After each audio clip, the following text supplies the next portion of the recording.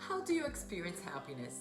Happiness is different for each one of us, but what we can agree on is that the feeling of being happy is absolutely the best thing we can experience.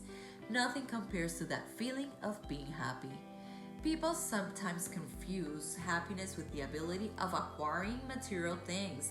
This can drag on for many years if we don't find the true meaning of happiness. It doesn't come from the outside.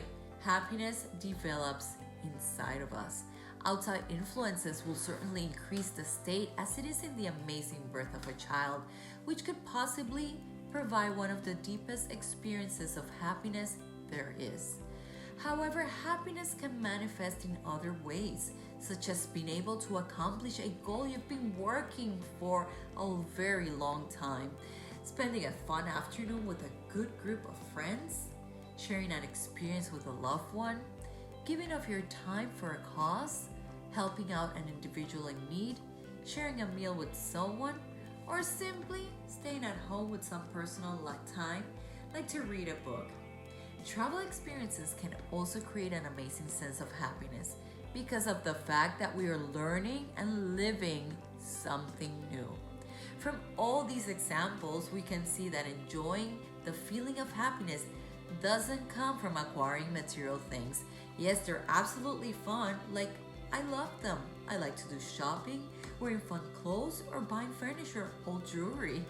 But those material things are there to entertain us, but not to develop and sustain a true sense of happiness. Relying on material things for happiness will create the absolute opposite feeling.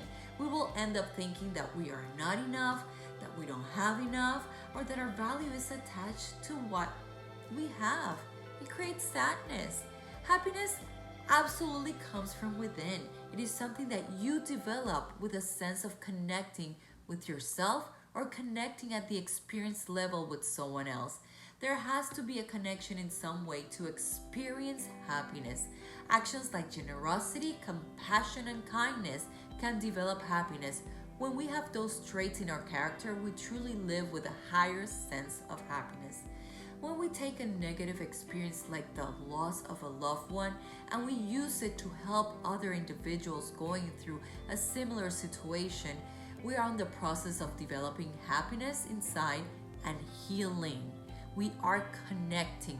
On the road to connecting positively with our inner self or connecting with another human being, we're working on increasing the feeling of happiness.